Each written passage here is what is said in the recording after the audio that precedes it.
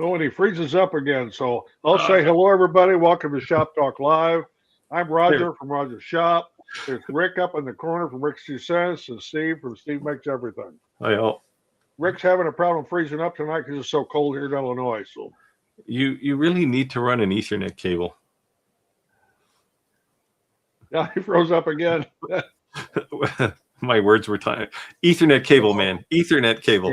Yeah. I heard you fine. Hold on, let me see if I drop my resolution to make the difference. That fiber's even better. Yeah, I run fiber end to end in my network.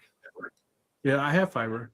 I don't know. Yeah, you have fiber to the outside. I have fiber in my house. No, I have fiber to my house. You're in your net, like your in-house network? Yeah, I have a 10 gig network. It's all fiber. A whole rack and everything. Remember, I'm an IT guy. Yeah, but let's see. Let's go through some of these comments.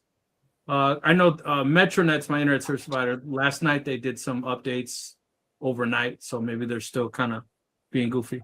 Tony said Cleveland, Ohio's in here with a full-blown blizzard going outside. I'm not news. Yeah, so last week Tony made this comment, and I said, are you new? But you see, now that YouTube messed up the names, you can't tell anybody. Yeah, I remember the. But Tony's I remember him now. I know he was here last week. Yeah, Tony's actually a Facebook member of mine. Oh, yeah, so cool. Chris, good day from Good Down Under. Hello, Chris.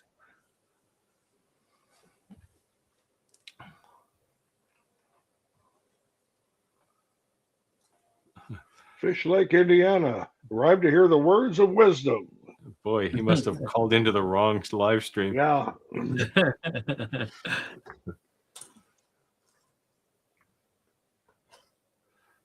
Yeah. See, I was getting slammed even before we started the live stream. Yeah, Rick throws up again. Boy. Hey guys, I'm gonna be right back. I'm gonna go upstairs and make sure Ricky didn't unplug the repeater right above me. Be right back. Probably slowing his game down. Yeah. I'll be right back. You guys want to take a while? I'll be right back. Sorry. I don't have enough computers in my house. I mean, I have a lot of computers. I don't have enough computers to fill my network pipe.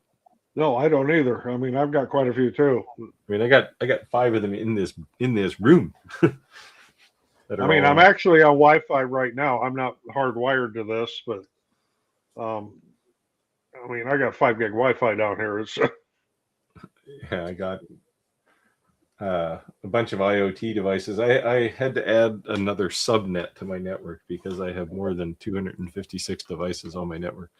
Oh, I haven't gone that far yet. Well, all these lights, for one thing, are all on there. Oh, okay. See, I can turn them all off and turn them back on without doing anything stupid. Greetings to Chris. Oh, I said hi. Where are we? Andrew's back. Back for the wisdom of the aged. Hey, I resemble that remark. Well, at least the aged part, right? Yeah. Last time Chris was talking from an airplane. I thought that was pretty awesome. Dedicated. He's been to Perth. And now Chris doesn't want anyone else to go there. Well, guess what? I'm going to load up a tour bus. Until Andrew said this. Yeah, cynic spiders and drop bears everywhere. Oh, yes. And Chris added the Crocs. Oh, yeah. Not my jam. I have no crocodiles where I live, no alligators. I do have some Crocs, but I wear them on my feet. Actually, the only hazardous thing we have here is ticks. We got lots of ticks. Yeah, next week is the 100th show, I do believe. Yep. We're at 99.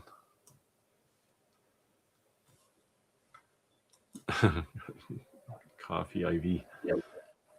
Oh, yeah, he gets to drink coffee because it's morning for him.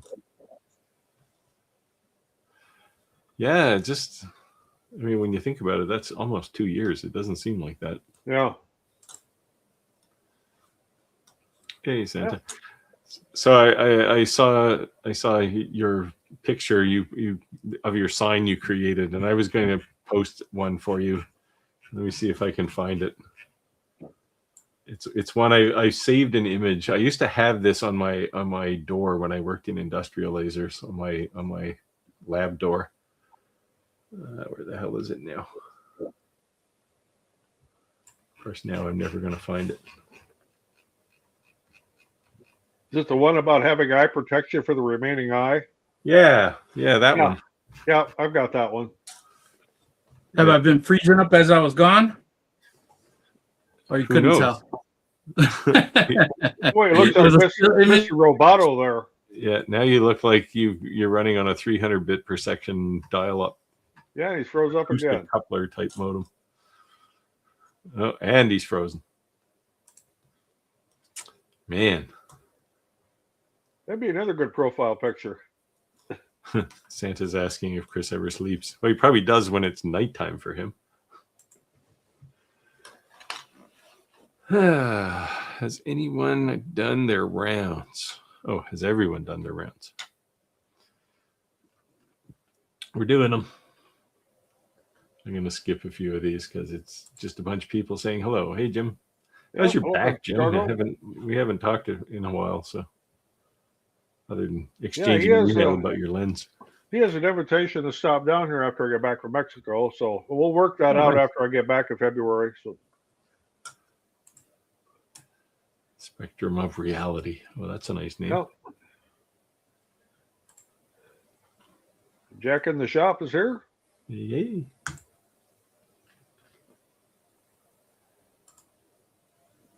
Torrenting. Yeah. That could be what little Ricky's up to right now is torrenting. Sorry, guys. I don't know what's going on my internet. Well, you're still like Mr. Roboto there. Yeah. You go onto Amazon and order 100 feet of Cat 8 cable and run it from your router down to your computer. And this problem will go away. I shouldn't. I have an orb. What is it? What's it called? Kevin says he's currently in Montreal until tomorrow. He might be in Montreal after tomorrow because there's a big storm going through there. Yeah, we should all have a field trip to Perth. Have to wear my high boots to keep away the spiders and scorpions and all that kind of crap away. Tim is in. First guy on the bus. Yeah. So I got a question for everybody. Shoot. I got a question for everybody. It's a new year. What's a lesson learned from 2025 that you're going to do different in 2026? That's kind of a philosophically deep. Did I break up, or did you hear what I said? No, we got it. I heard you. See, I always tell my wife I'm already perfect, but she doesn't believe me. I am going to do more. My thing is I'm going to do more with less, or do less with more. I don't know which it's going to be yet, but it'll be one of the two. Yeah, I did too many reviews last year. I want to do fewer of those. Yeah, I'm cutting back on that. Fewer reviews and I'll say more quality because there's some products are just terrible. And I need to do more projects again. I used to do a lot of projects and I haven't done any in a while. Well, that's why I did this relief engraving one. I'll show this to people if I can get my camera to not look at my eyes. So, I was speaking of philosophy, I was having this thought as this was sitting on my desk today. I thought that rock is probably 1 billion years old, and this little relief thing is going to be in it forever now. There's my mark on the world.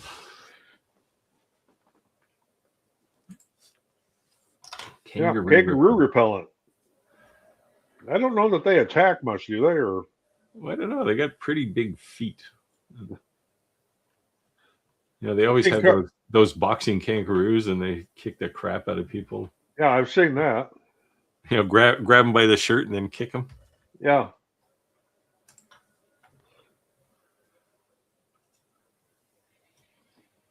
Sleep between lives. Santa says, Steve, giving the 3D printer a break tonight. Why? Yeah. Practicing with the F2. How do you like the F2?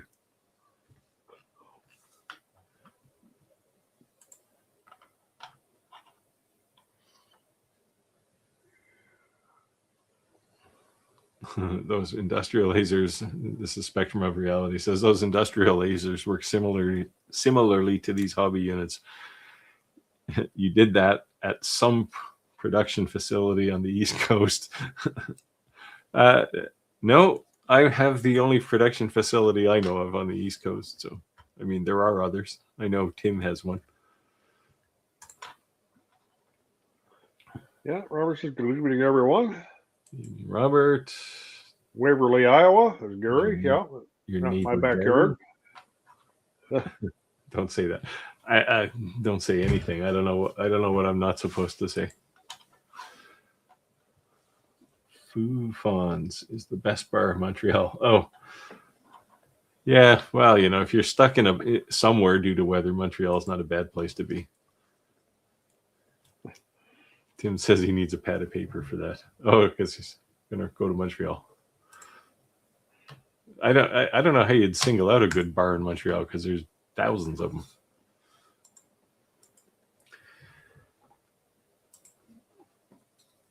Tim says you better have a big house. Well, I do have a big house, and I'm the only one in it now. So, well, I think he's talking to Chris because we're all going to Chris's house. Okay. For a bottle of Australian beer and. Well, as long as it's not Foster's. Yeah, Vegemite sandwiches and some kind of Australian beer.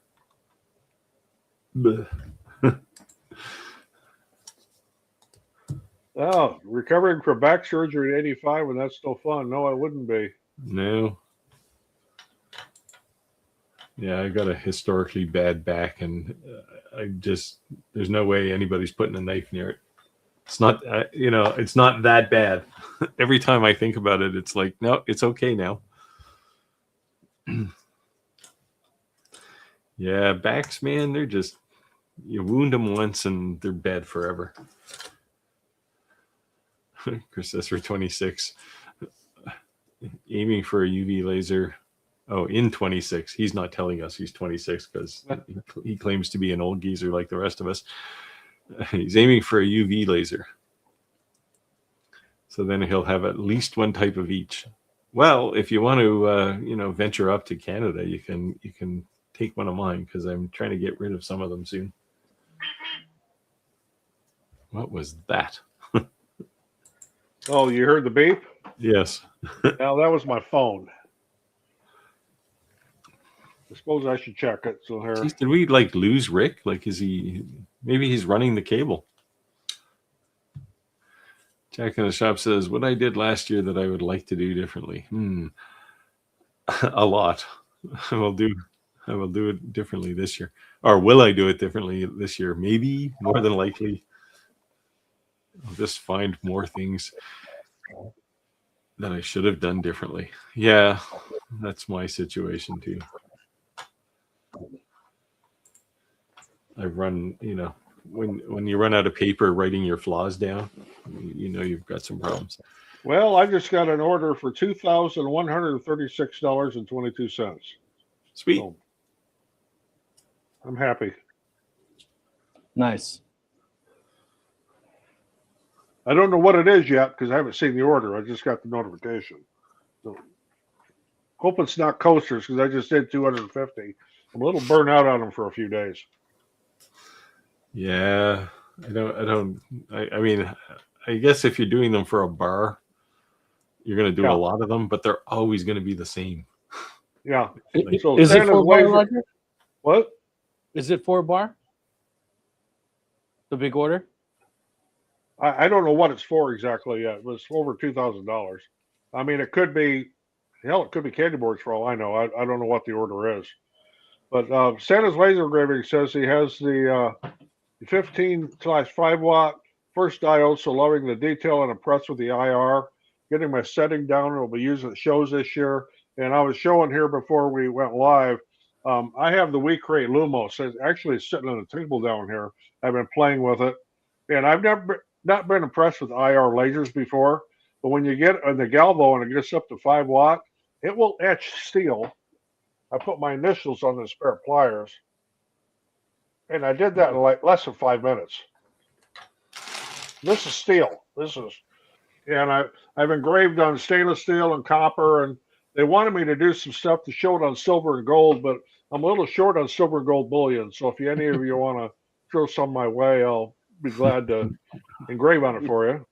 Tell them to provide the blanks and no problem, right? Yeah, but this Lumos, and it is so neat, and it would be ideal. And I'm going to hype this a little bit, but if you're doing craft shows and you're doing, small things like maybe you're doing dog tags or, animal tags or something like that. This thing is small. It sits on the table. It's portable. As long as you've got electricity to plug it in, and it's got a shield on it. So when you close that shield to do your engraving or whatever, anybody can watch it. They don't have to have glasses on, or it's great. Nice. You know what I think would be cool is if they started putting HDMI outputs on those cameras. It'd be cool to just put a big TV just to display that camera. Like that draw a crowd in. I've got HDMI outputs on my cameras. No. I'm saying the for one, the one camera built into inside the laser. Oh, and the laser. Yeah. That'd be cool. Yeah. It's purely just a mirror image. Yeah. You could draw a crowd in with that. I have the alien cell sitting on my floor in my shop right now. When I get a few things off my workbench, I'll be able to put it up there. Nice. I told them because this was the first one they sent me got seized by customs because they didn't do the paperwork right. Yeah. So because of that delay, they kind of lost their slot in my schedule. So now I have to work them in. So I posed a question. I'm going to answer my own question. This year, I'm going to focus on things that I like to do, even if it's not the most profitable things for me to do. I think it's going to make me more passionate in what I'm doing. And I'm going to start making a lot more videos on using products than reviewing products. That's my thing. Yeah, that's kind of where I'm headed to, I think. Now, having said that, I got a pile of reviews to get done early in the year. So do but that's the trail end of last year. Yeah, me too. But I tend to do at least 3 projects for every product I review. I just don't do an unboxing or here it is. It's the first and the last time you see it on my channel. I generally have at least 3 projects I show it. And then you see more of it if it kind of sticks around in my shop, right? And it becomes a tool that I normally use versus a laser or another product that we give away or I sell, just being honest. But yeah. Oh, and I was right on, I guess, what I might be getting for Christmas. I got it. It's the Insta360 for the phone. Oh. So the reason I was saying that is because we talked about how do you do CNC footage. And so I have the Insta360 camera that I'm on right now, the webcam. I have the Insta360 action camera. And it was just like, you can't use audio. You're in front of the thing. It's just hard, right? Do I put a GoPro on the CNC to follow it? So I'm going to try this. And then I'll probably dub over the audio. So we'll see it's a fancy gimbal, right? Yes. So you have to mount it somewhere and then tell it to follow the. Yeah, click on something and let it auto track. Yeah. Yeah. So we'll see how that works out. How much are those? I I could don't know. probably use one of those. Anything Insta360 is not cheap, I'll tell you that. But it's pretty Anything good. is not cheap right now.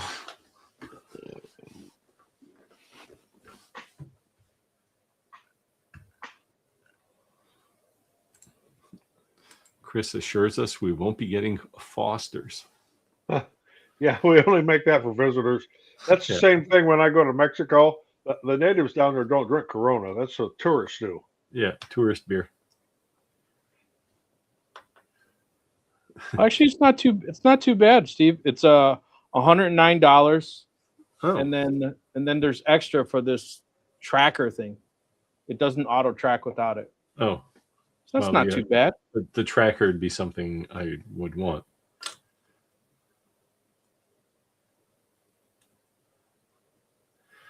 Tim says, yeah, Tim, I guess, is an ex-Navy guy, retired Navy. He was stuck in Montreal in '84 when his ship was in refit for 6 months. Wow. You were stuck there for 6 months? It's $179.99 for the Pro with the tracker. That's what I have. That's not too bad. That's reasonable, actually. Yeah. It's not too Yeah, bad. Chris says he's 26 years old for the third time around. I got to start doing that. So what'd you guys get for Christmas? I don't know. We don't generally do too much Christmas anymore. I mean, the problem. I mean, we both had good jobs when I was working, and it was just like anything you wanted, you bought it yourself already before Christmas, right? So, Here's my most comical gift. These nuts. It's M&M. I got a bit of chocolate. Oh, geez, we lost him again. Yeah. You got to give him credit. He freezes at all the right times. Oh, back. I don't know what the heck happened. Yeah, but my sister-in-law sent me that, so I thought that was hilarious. Well, because my wife passed just before Christmas, there wasn't much of a Christmas thing here. So, Yeah, I apologize, and sorry for your loss, Roger. no, thank you. We have to get together for a beer sometime soon. Yeah. Come down to Mexico with me next week. I'll buy you several of them. If I could swing that, I'd probably take you up on that offer. Yeah, for everybody watching, for the next 2 weeks, I'll be doing this from Mexico. So. It might be a little weird, Roger, if we're in the hot tub together being live. As long as we're on opposite sides.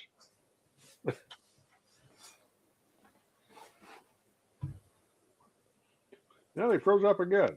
Boy, it must be cold up there.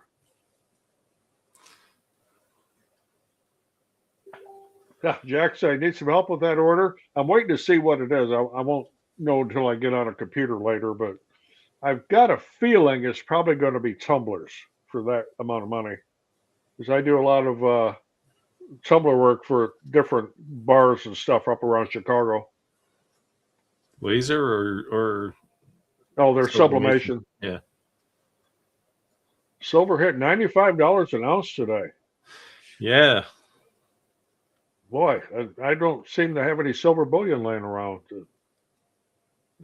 See, I use it to get myself up to the camera, sitting on the big pile. I saw a bunch of people going to resale stores and buying all kinds of like candle holders, you name it. Yeah. And they're looking for the silver stamp and they're selling for like $2 and they don't realize like penny weight, it's actually worth a decent amount. It's pretty crazy. Yep. It's I heard the biggest export from the US in 2025 was gold bullion. Yeah. Well, Santa's saying he'll call Yukon Cornelius and see if he can find me some. We're talking about gold bullion here.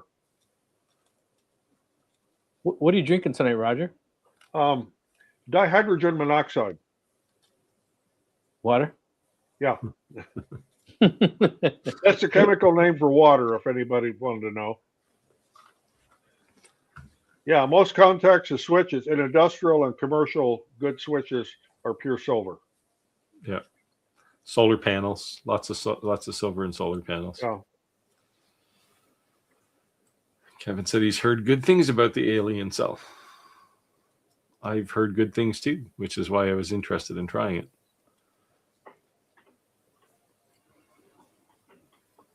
I said I got a product review first so I can see how I can use it, then technical review. Maintain if I get it. Yeah, that's what I try to do. Like I've done quite a few videos because X-Tool lasers are so popular. So I'll tend to do a review and then a follow-up. Like the one I have going live tonight is using the F2 Ultra UV.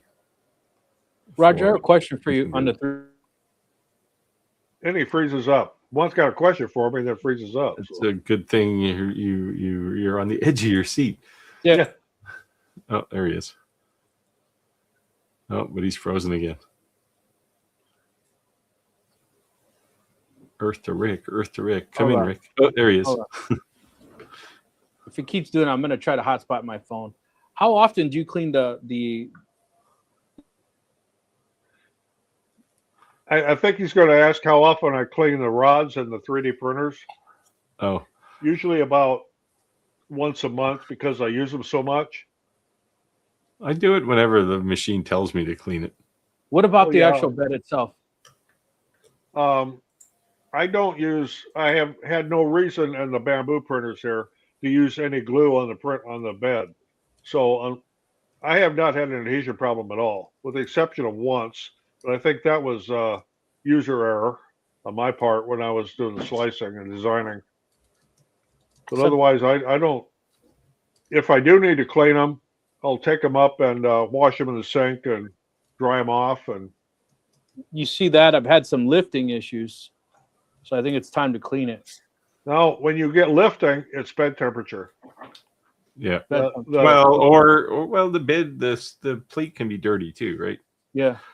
Get some Dawn dish soap and Yep. soap it down, then use some alcohol and clean whatever's left of the soap off. It was like if you leave running soap on, it'll peel the stuff right off. It was a lot of running times, like if you're getting lifting, it's either it depends on what the filament is, for example. But if you're getting lifting on the corners, a lot of times it could be the ambient temperature in the enclosure is too high, or the bed temperature is too high, and the filament's cooling too fast, and the corners lift. Yeah, That's, but the PEG settings on HVAC. the settings on Hypo. the bamboo are pretty Yeah, default. those right? are. They're pretty right on. Yeah. Second time with that print, same thing. And I'm like, you know what? I think I just need, it doesn't look dirty, but I just think I'm going to try cleaning it. But I've been doing pretty good as long as I keep that pretty clean. So I was just curious how often you do it. It's seldom. If I start having some issues or I see some crap on them, of course I use PEI plates on all my printers. But if Yeah, I see something, I'll take it up and wash it. Yeah, the first time I see something not sticking just quite right, I'll pull the plate off and wash it. Yeah. But a lot of times, you don't have to clean it very often if you keep your hands off it, right? yeah. Right. And then with me being pretty lazy, if I'm seeing something's not quite right, I just turn it over. Yeah. There you go. So Tom's saying, how do you know what to charge for 3D printing items? It's my theory on that is what the market will bear.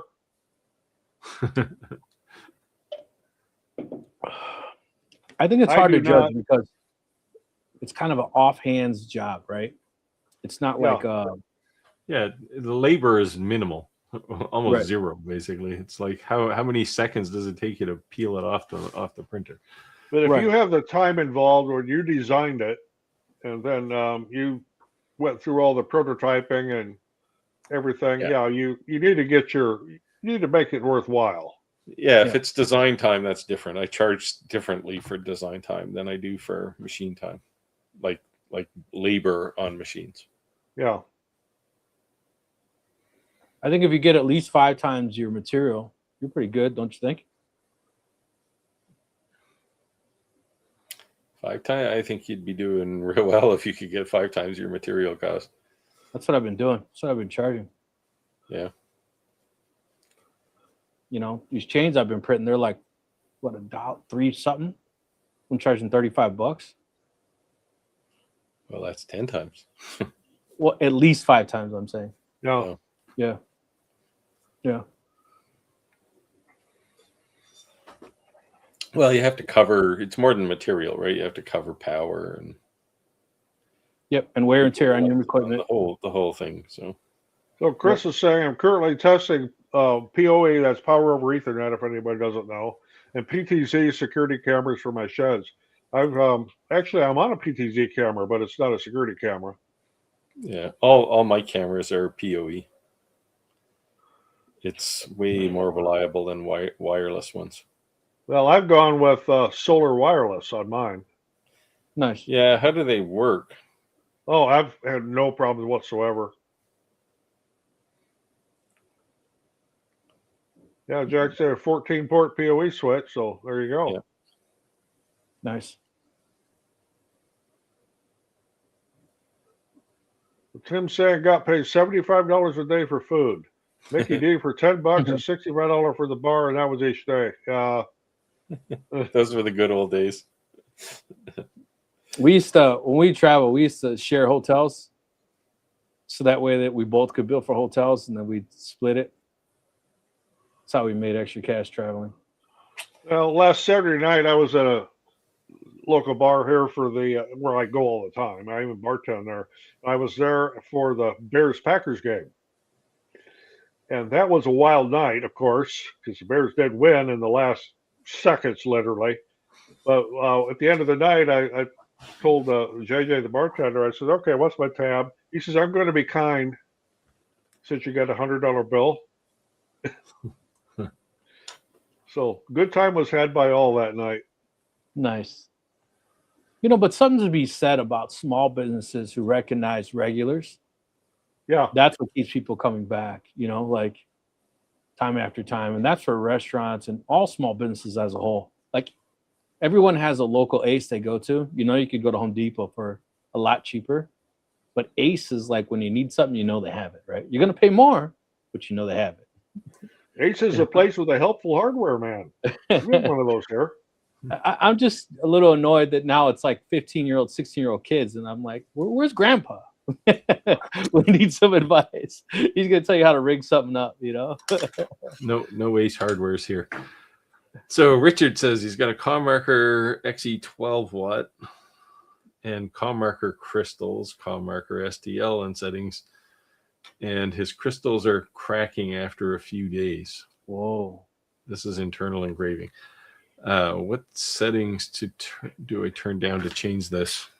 So there's a couple of things that can cause this. One is if your design is getting too close to the edge of a crystal, it will crack them. But assuming you've got the crystals, you've got the image scaled down properly inside the crystal, speed, it could make it go faster.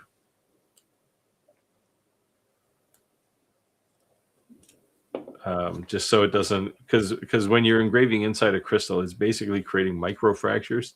Right. And microfractures can turn into big fractures if it gets too hot, well, it'll be hot inside the crystal when it's passing there, and if the laser spot sits on a spot too long, it'll actually heat up the glass, and glass has all kinds of weird temper and stresses in it, so it'll crack if you heat it too much. And by the same basically, token, if you're going too slow, the beam is sitting there too long. If you're trying to engrave on tempered glass on a CO2 laser, by the same token, if you have that laser moving too slow, you'll end up with a bunch of redneck diamonds laying all over the bottom of your laser. Because it will shatter. Yeah, so, I shattered a wine bottle one day. Oh. I would also it's a little alarming when it happens. I would also suggest reaching out to the manufacturer and make sure they're using, or at least starting at the suggested settings. I'm assuming you are. They have some type of guidelines. The CommMarker settings for glass are pretty good. Yeah. But if you got a 12 watt, the laser is going to have to be moving along pretty quick. Or turn the power down. No, you won't have power. You won't have a power setting, I guess, on there. You're gonna. There you go. Maybe you can get Clack to come up and do all your IT work. Don't do it, man. He wants to put Cat 6 in. That's too old school now. You know what? Like a $2,000 wireless mesh system. Well, you'll get 10. You'll get 10 gigabits out of it. You won't get 40. See, my network is pushing 40 gigabits. Clegg, there's an old saying: "Watch what you wish for." I might do it just to have a beer with you. Deal. Let's go.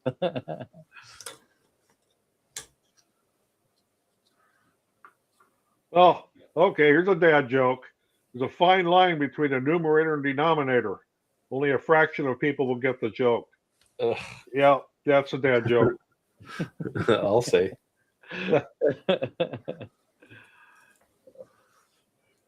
What y'all doing to future-proof Rick with Cat 8? No, honestly, I think it's just an issue we're having right now because of the weather. And I know last night, overnight, they were having outages because they text us when they're doing the outages. So I think it's just problems in my area. I don't think it's internally. I think it's my internet just acting up. What, you have MetroNet? Yes. Well, so do I. I mean, I have MetroNet fiber, and it's Yep. flawless. Yeah. Yeah, they were just doing maintenance issues last night from 12 a.m. to 6 a.m. Yeah, we'll future proof Rick with Cat 8. Well, if you got fiber, you're like, yeah, 99% of ISPs can't keep up with speeds of Cat 6. well, yeah, it's not that. It's within your house, right? Like I mean, I have my server which stores all my video files, all everything, and I can upload them from my shop, which is 120 feet away. Cat 6 would not be good for me. So MetroNet had helped them bring their fiber from Indiana to Illinois. And they opened a store in downtown Oswego, the town I live in. And when they closed the store, they said, Rick, do you want the rack? You help put it in. And I said, are you serious? Sure. I said, yeah, sure. So next, you know, a MetroNet truck is in my driveway and the whole rack, everything, they gave it to me. Like a 6-foot rack? Yeah, yeah. So Cooling it's like system, a lights, like 25, straight up 25U rack. power supply. Like it's a straight up like server rack. Yeah. So I'm all set up. Yeah. Yeah, my all my video stuff here in my studio is in a rack. Yeah. So that was free 99. Uh-oh. Well, I know this is a little bit political, but it's funny. Says Chris is saying, my diet is not going well. When I see a cookie, it's like Trump saying Greenland. You guys. The only thing that I can say is the rest of the world has to really be giving us some funny looks. That's all I can say. Well, I was going to send you some bananas for Christmas. Bananas. Banana Republic. Oh, since I publicly shared my address now. Oh yeah. You're gonna start mailing me things. Yeah, never do that on especially Facebook, man. You know the thing is that it's a private post, so I'm not really worried about it. Anyone who actually knows me would probably know it's not a good idea to step foot in my house without being invited. Not unless you want to meet the Lord that day. Tori said, I recently got a com marker 5-watt and it just stopped engraving or showing any preview. Have you had any issues like this? Unit's month old, waiting on support now. Just stopped. Like, is the blue dot gone completely? Is where on the back side where that switch is there a one of those inline fuses? The power switch for an Omni X is on the front. Well, do they have? You don't normally have the big toggle type switch. A lot of times there's a. Yeah, they don't have that on an Omni X. They have the power connector at the back. There might be a fuse in that, but I assume the power's up. Yeah. So are there any lights, like the lights on, so to speak? Like at least it's getting power. Well, the most obvious thing is there'd be 4 screaming fans on the top of the Omni X. Yeah. So do you have any sort of response? Let us know. I guess that'll give clues of power issues or something else. Stupid question. You did take the cap off, right? Yeah, we've all done that. We've all done that at one point in time. So more than one of my fiber laser lens caps has a hole in it. Yeah. Just saying. It all happens. done it. It's like, where's the beam? Oh, there it is. Okay. Oh, wait a minute. What's that stuff dripping from the lens? Mm-hmm. Well, Santa's saying so far just clean with alcohol after each print, not use any glue yet. Texture plate on his AD5X has been great so far. Yeah, PI plates are great. I go a lot of prints between I need cleaning. Yeah, I just generally don't put glue on a PEI plate. Like even ABS. I mean, I printed this in the black is ABS. Yeah, I have the same plate. So I just got these, and what's crazy to me is they say PET G, you should always use heated plates. But why do they have PET G cool plates then? Why do they exist? Oh, you don't. That plate to me is a pain in the ass. The I've got smooth one one? too. The Yeah. smooth one? The Yeah. what they call the cool plate. I do not use that. No. So I wanted to try it. I haven't tried it yet. I only But- use the gold, that gold plate you have. Yes. So Yeah, and PEI is the way to go. everywhere you read, it says PET G should be on a heated plate. So I was surprised to see a Super Tack cool PET G plate, but it's directly from Bamboo. So I bought it. You don't want to make the plate too hot with PET G, otherwise you'll never get the thing off the plate. Oh yeah. Like most of the time with PET G, it's printing. I mean, maybe 30 Celsius on the plate. Yeah, I'll be honest. I've never set any of those settings. I just rely on to scan it. If you pick PET G, the default settings in Bamboo will do the right thing for you. But the plate's probably pretty hot. It's not like ABS, right? In ABS, the plate has to be 70 Celsius. Like you sound like a 70s disc jockey who said at 70 Celsius. 70. Well, 70 Celsius is pretty goddamn hot, man. Yeah, you put your hand on that, you'll know it. Yeah, you also have to keep the enclosure warm, really warm. Yeah, you do an ABS or ASA. The enclosure is like, up in the 50 Celsius. But yeah, it's a good place to keep your coffee warm. When it's been super hot, and it's a larger object, I just ran to the deep freezer in my basement, threw it in there for a minute or two, slid right off. But I guarantee if you take that smooth plate and you put it in there and heat it up and print PET G on it, you're never getting it off. Yeah. The PET G will take the surface of that plate off with it. Well, as soon as you put it in, I put it in just see what it would do. It automatically scans it and turns all the settings for the temperature off and says you have to resplice this because this is a cool. It won't let you put heat on it. Yeah. So I still wanted to try it. I wanted to know why it existed. Because old guys used to use those plates all the time. That's why.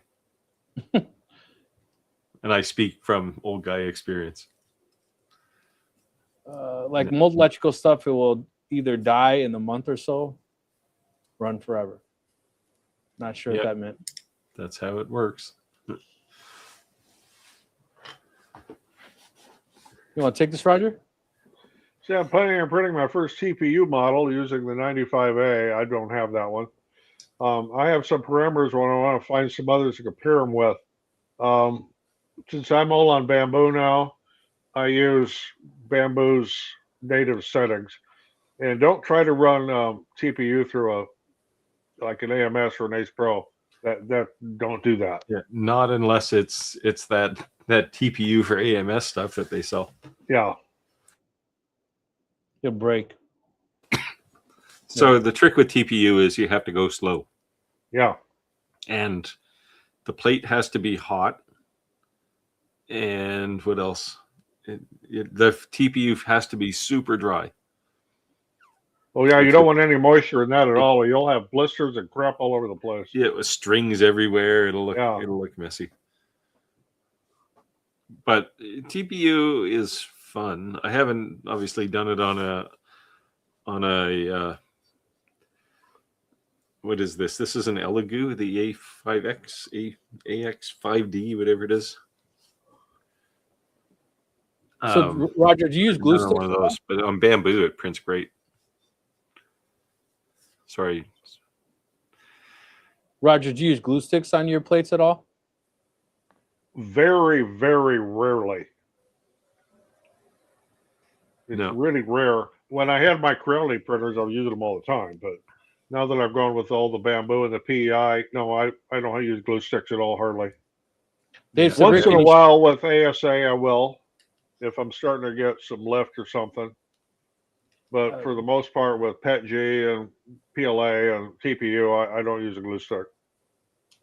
Dave said, Rick, Yeah. can you show something from your CNC? Yes. Sawdust. And just and you know, just to be completely transparent, just being honest. YouTube doesn't pay my bills, like by any means. Like I do YouTube because I enjoy doing it. I enjoy helping people, and like I enjoy doing it. So when we always say jump on the bandwagons, right? And part of the bandwagons is these holidays. So I've been really focused on pumping out some stuff to put some money in the bank, so to speak. Even when these items are free, they're not free. We say that all the time. There's a huge expense that comes along with setting up these products. I hit I hit 14.5 million views last year. So I'm averaging 1.1 to 1.15 million views a month. So it's pretty phenomenal. And I haven't put out a whole lot of content this second half of the year.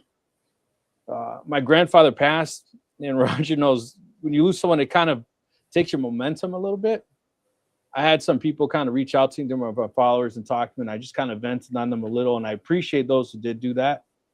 But I kind of needed that push, and it kind of, I tried making some content, and halfway through, I couldn't do it. I just wasn't in it, and my heart wasn't in it, and I could feel it when I was, just didn't feel real and realistic. I wasn't in it. So my heart needed to heal a little bit, and I'll be back, and I'll be back strong. So be ready for a ton of content, but just being honest, being transparent.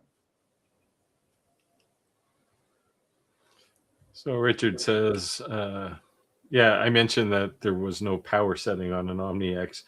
So yeah, you want to change the dwell time. If you reduce the dwell time, you're probably okay. The default settings in ComMarker Studio are probably the default settings for a 5 or 6 watt UV, not a 12 watt. So chop the dwell time in half. Find a scrap piece of glass crystal. You'll probably have a bunch of them now, and and just practice with different dwell times. So Jocelyn Jones is saying, "Good evening, everyone. Had an interesting week sitting as a juror on an attempted murder trial." Yeah, that could be interesting. I've done jury duty before a few times over the years. I got called once, and well, twice. The first time I was out of the country, legitimately, not because they called me, but the second time I was ready to go, and they said, "Oh, don't bother. We've settled the case." It's like, okay, I'm happy. I don't have to take time off. So I've only ever been in a courtroom once, and I was on the right side of the courtroom, not the wrong side. Torque says it's getting power, but there's no marking on the paper. It barely shows up a light brown mark. I was positioning a piece to mark using preview, and it suddenly died and never came back. So if it's white paper, you're probably not going to get a lot of marking on it. Do you have any, black paper or black business card? Try that. And you do have to make sure the thing is in focus. It's got to be perfect. UV lasers, the focus is everything. So make sure it's in focus, like measure it. Don't rely on any autofocus. And use something black. Wasn't it Clack that was showing that how basically if it was out of focus, it did nothing? Yeah, I mean, we're talking millimeters, right? Like if it's a couple millimeters out of focus, a UV laser is useless. I thought I remember him showing that one of his videos. He might have. Yeah. Clack, comment if I'm right on that. Something about being out of focus and not actually doing anything at all. Well, Chris is saying, "Got a faulty PEI plate, warped after one print. Looks like it was hit with a flamethrower." Oh, wow. I've never had a PEI plate warp. Maybe it was just a hot day in Australia. Probably hot enough there to melt some PEI plates. There you go. This time of year, anyway. All right, Steve, you're Richard up. says he's got the 12 watt from ComMarker using everything from them. We'll try dwelling down. That sounds ominous, actually. Crystals look good. Yeah, I mean, you shouldn't have any trouble with ComMarker's crystal. That's what I use all the time. Cracks appeared a week later. Yeah, I mean, I've had crystals crack, but only when I was generally getting too close to the edges of the crystal block. That's crazy that it's a week later, and it wasn't a one-off thing. It was like more than one. Well, the one I had cracking, it was pretty close, and I literally watched it over the span of about 3 weeks. The crack got bigger and bigger and bigger until it got out to the surface. But it was because the thing was definitely too close to the edge to start with. It's like that windshield crack that just keeps spreading. Yeah, it works exactly the same way, right? It's stressed on the inside, and it just keeps pushing. You said 4 times. Yeah, that's not a fluke. That's something's wrong then.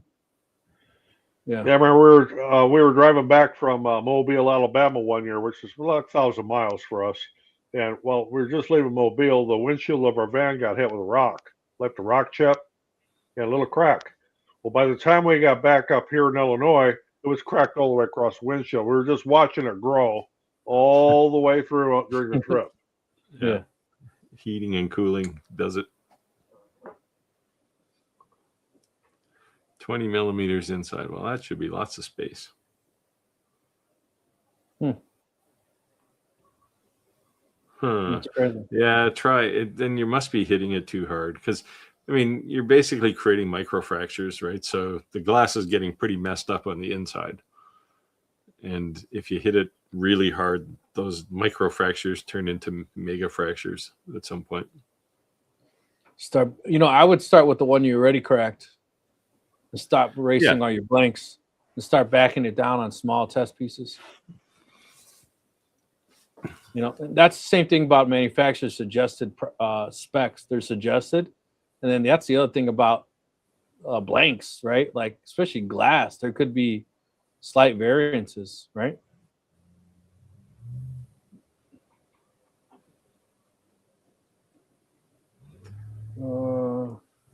Yeah, Chris is saying could be a faulty batch of crystals. It could be, but man, that seems. I mean, K9 crystals basically pure glass, right? So, yeah. So Clack is mentioning what I had said.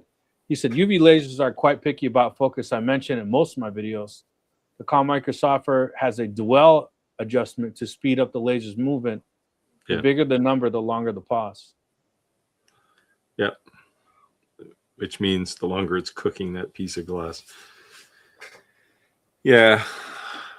It's, I mean, nice to see some things don't change. I worked in industrial lasers for several years and UV lasers, and they would do the same thing if you if you literally dwell too long in a spot in the glass. Yeah. You're blasting it too hard. Yeah. Well, you're basically just turning that spot into dust inside the glass, and then the whole structure is messed up at that point.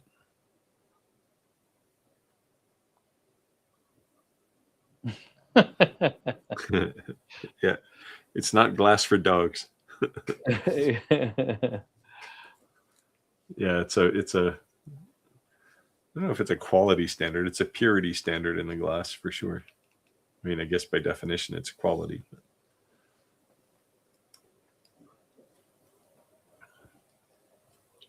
Well, I'll throw out there that we originally talked about giving away a laser on our 100th episode. Unfortunately, that's going to happen while I'm in Mexico. And also, unfortunately, my world got turned upside down in December. So we will still be doing a laser giveaway here, but it's going to end up being in February. Better late than never. Better late than never. Yeah. Can't complain. So what kind of project are you working on lately, Roger, with the 3D prints? Anything new? Actually, it's a weird... Oh, there's one laying on my desk here. Just a second. I got an order for these. It's a weird thing. Pencil holders. Oh, I seen those. Those are so cool. Yeah. I seen those. Yeah, I think they're cool. Looks pretty neat. So my son said to me something so funny. His kindergarten class grew so big that they put him in a different kindergarten class. And he came home all upset. And I said, what's wrong?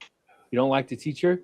He says, well, when they divide us, we're divided by colors. I'm like, okay. Well, in my old class, we each had our own little pencil thing in the center of our desk that was colored the color of our groups. She doesn't have any of those. We just have to put them in our desk. Can we print for the class one for everyone that clicks together? So I'm going to go down that rabbit hole you guys are talking about where they all click together. So I've also been doing some 3D printed challenge coins for a bar. nice. And this is one of them. It says 1 minute sober. Come on, focus. There we go. 1 minute sober, one drink at a time. And the other one says, I was right. You were wrong. Come on, focus. There we go. So these have been kind of fun to do for the bars. I'll show this other one again here. I get it. There, it focused. So yeah, these have been fun, and the bars like them. How And long do they take to print? Oh, not very long at all. I mean, they're 3-color, but it doesn't take any time at all on the HTCs. Yeah, well, it's not 3 colors on the same layer anyway, right? It's 3 separate layers of color. Yeah, pretty much. Yeah. Well, the base layer is yellow, and then you've got red and then the yellow letters. So there's a blue in the center, but it switches ahead so fast that I can do a whole plate of them in just minutes. Yeah, the H2C, that whole color change, the whole nozzle change thing, I watch with fascination constantly. Yeah, I do too. It's like, so then Roger, before you realize that you've wasted 15 minutes watching the thing change back and forth. Yeah. since you actually both had them now, when you're looking at an AMS Pro, a dual head, versus that actually being able to switch the head, is it that much faster? I haven't put my second.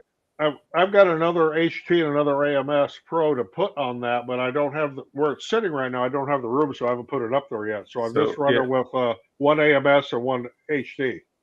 So I have 2 AMSs, one on each nozzle, and an HT, which is on also on the right nozzle with one AMS.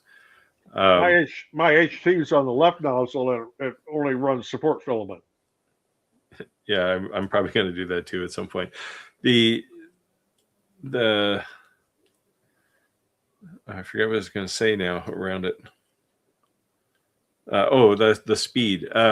So the nozzle, if you're looking at speed changes with, say, a snap maker, that thing changes instantly. Like it's seconds, like 2 seconds in it. Yeah. Well, it's less than 5 anyway. So you don't get that kind of speed because you have to wind the filament in and out of the AMS. But what you do save is all the purging. So you're saving poop, not necessary time. Yeah, you reduce a lot of that, but it's the time it takes, because every time it has to change filament on an H2D, it cleans the nozzle, right? So it goes over to the back and purges a whole bunch of crap out, dumps it out the back of your printer, and then it goes back to work. And even if it's doing like one little circle, then it has to change filament and purge it again. So you save all of that time, because when it starts the job, it purges each hot end once, but then it knows it every time you're printing green, it's going to use the same hot end to do that, so it doesn't have to purge again for that job. So that's the time you save. Okay. Yeah, multicolors. I don't do a whole lot of multicolor, but that H2C has been fantastic for that. And I do a lot of stuff that requires support, and having that left nozzle for just a support filament that's been great. That support filament that Bamboo makes is so easy to take back off when you're done. Yeah. I haven't bought filament just for support. I know you mentioned that a couple of times. That may be something I have to try. Well, it depends what you're printing. If you're printing PETG, you can use PLA for support. Oh, same yeah. with, since Chris asked about TPU, the same thing with TPU. Use PLA for supports. Yeah, and if you're printing PLA, you can use PETG for support. It'll come right off. Yeah. the support filament, is it cheaper than regular filament or no? Not really. It's about the same. Yeah. I haven't had too many issues with supports. They pretty much come off pretty good. So Yeah. It's a little different with TPU, but for PLA, PLA use PLA for supports, but for PET-G use PLA for supports too. For the most part, 95% of everything I print is PET-G. I haven't really used too much PLA at all. Yeah, I used to use a lot of PET-G, but unless it's something that's going to be hot or outside, I don't use PET-G. I'm just PLA in that case. You know, like I make a tremendous amount of the mounts and risers for different brands of lasers, and it's all done with PLA. It's just not going to be outside. It's it's not going to be hot. Well, Rick froze up again. Did I? No, he blinked. I just wasn't moving. I can hear his voice, but he's not moving. So Justin Jones is saying, if I print ABS, should I use 100% infill for CNC clamps? I would go at least 80%. Yeah. I don't Well, think yeah, 100% if they're hold down clamps, you want them to be pretty solid, but I don't know. I would almost use PET-G for those because it flexes a bit. ABS will break if you stress it too much, even with 100% infill.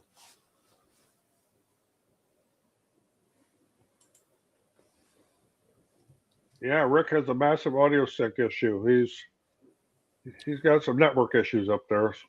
He shook his head 5 minutes ago, and we're just seeing it now.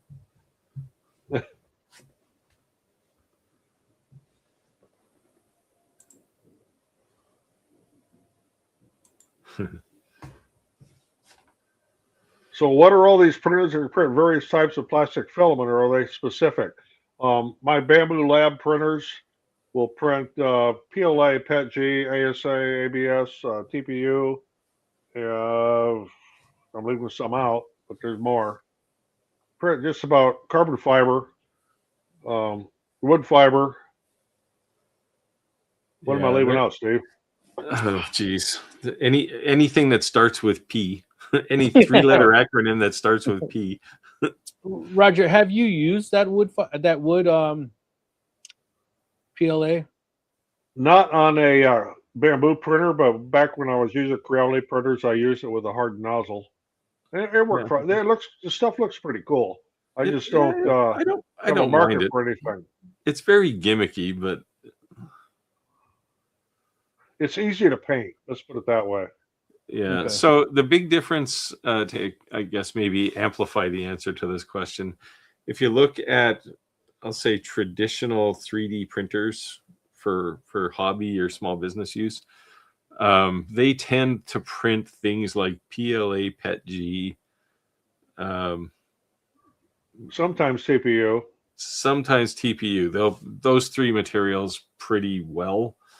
But they won't print any of the industrial filaments like PEEP or PEI. You can actually get printers that'll print PEI, which means they have to have like a 700 degrees Celsius nozzle.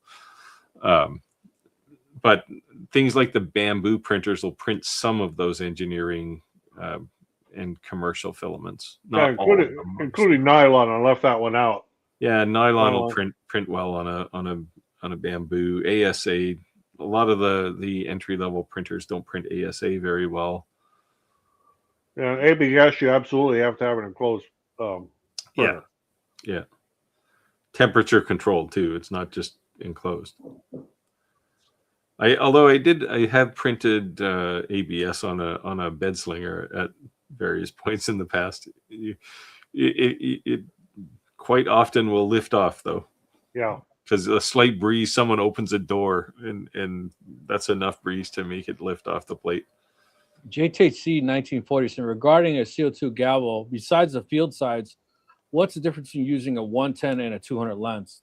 As far as I'm aware, it's just the field size. No, well, no, the spot size will be different too. So a 110 will have a smaller spot size than a 200.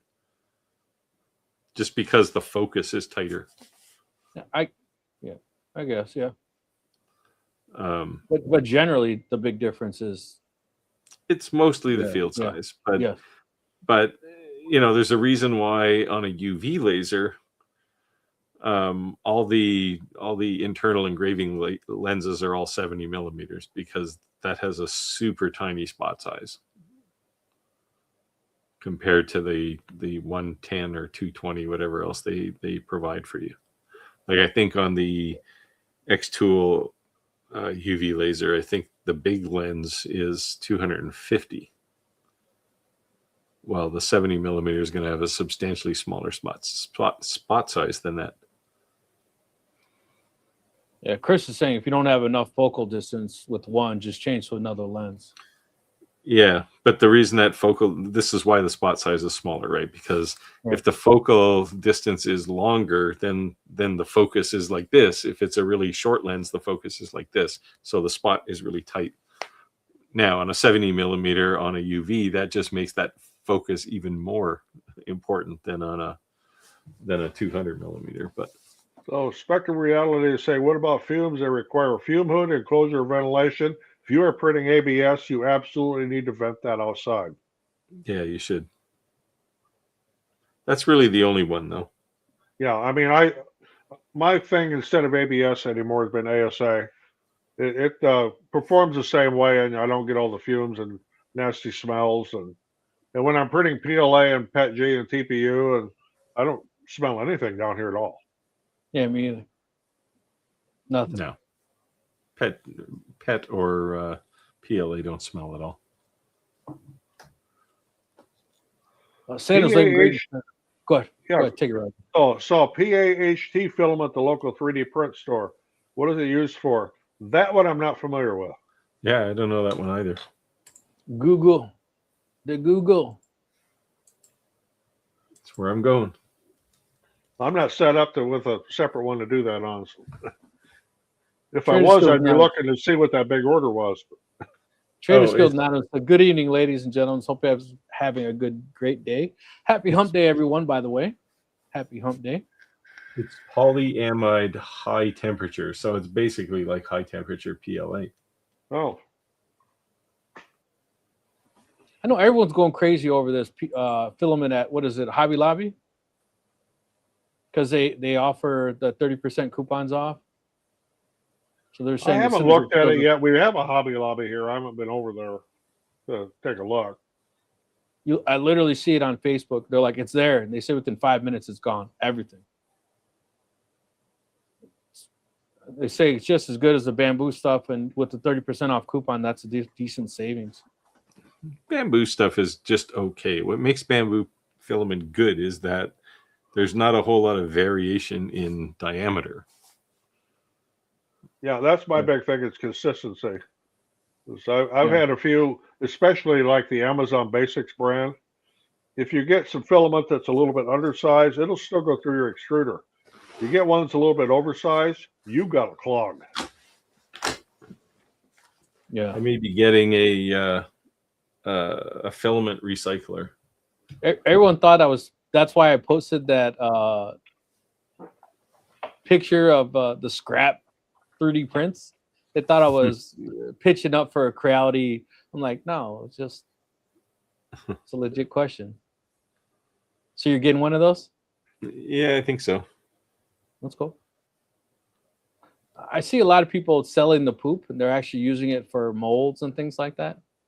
That's cool. It's good. You melt it and use it to make molds, and you don't need a 3D printer for that, right? You just throw it in a pot and melt it. Right. And then pour it into a mold. You get $10 for a box. It's better than throwing it in the trash. Well, anytime you can keep it out of recycling, it's a good thing, right? Or out of landfill.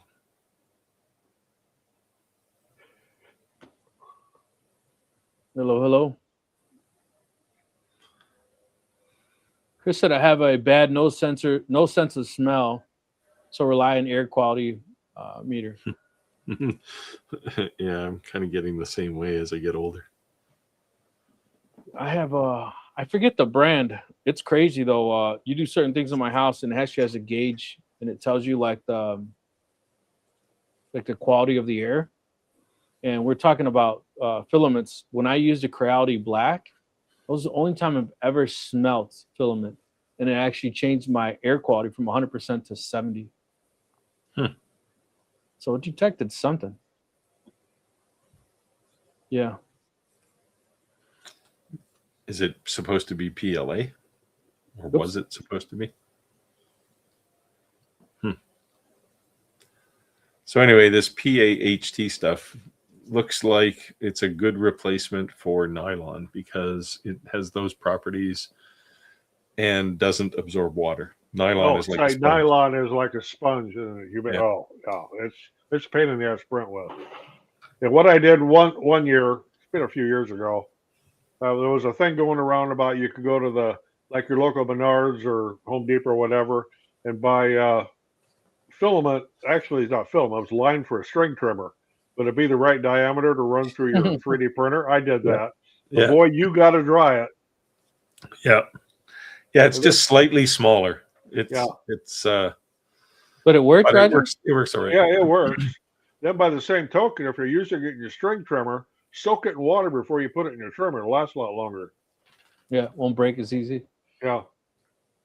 Spectrum of Reality said, I wouldn't be surprised if Walmart starts selling 3D printers and filaments. The filament game, I could definitely see them doing. So you can buy, at least here, you can buy filament and I think a 3D printer at Home Depot online. Oh, wow. Well, I'm sure you could probably buy it on Walmart's website because Walmart now has that. Yeah. You can sell on their website. It's not actually Walmart. Yeah, that's the Amazon model, right? Right. Best Buy does that too. So trade scholars are saying I tried a roll of some kind of silk pearlescent filament from Hobby Lobby. Didn't like it. All the color changing pearls showed on just the back of the model, which was weird. I guess it depends on your model too, but the model must have been just the right size. Yeah. Coincidental. Scale the model up a little bit or scale it down, and there you go. Yeah, I just been seeing it going crazy on Facebook. People posting it's in stock, and 10 minutes later, like it's gone. So Santa's got he's got a few from the Hobby Lobby with a PLA. Is it cheaper? It must be cheaper, right? That's why I said it's about the same price as bamboo, but you can use a 30% off coupon. Well, bamboo's not cheap filament. Well, it's $22, right? For a reel. Well, I'm looking at a thing here of this is from, I'm going to pull it up here. This is from Giant Arm. That was on Amazon for $9. And it's silk gold. I haven't printed with it yet. PLA. But you're doing the hard selling. You haven't taken it out of the box yet. Yeah. Well, it just came yesterday. So buy it. I haven't tried it, but good luck with it. You want to flash up an affiliate link there? Well, when I saw it, I thought, wow, I mean, $9 for a full roll of PLA. So yeah, it has to be pretty bad if for $9, right? You have to try it. Yeah, I'm going to find out. It is on a plastic spool though, so I can throw it in an AMS. So at the very least, you got a slightly expensive empty spool. Yeah. So a decent amount of people still in our live. If you see the ticker at the bottom, if you're not already a member, I'd highly suggest you join our Facebook group. If you go to shocktalklive.club, it's www.shocktalklive.club. It will bring you to our Facebook group. It's not a website. It's just an auto forward for the Facebook group. It's not Steve's page, my page, or Roger's page. It's Shock Talk Live's. And I'm saying that intentionally because we want you to post your work. You're not stepping at any of our toes, posting any of your social media content, any of your work. We love seeing it. So post it up, post it up.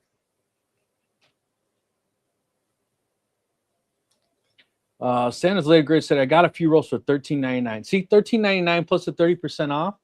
That's pretty. Yeah, that's a pretty good price. Yeah, that'd be a good price. Say when I buy, of course, when I buy bamboo filament, I buy so much of it at a time.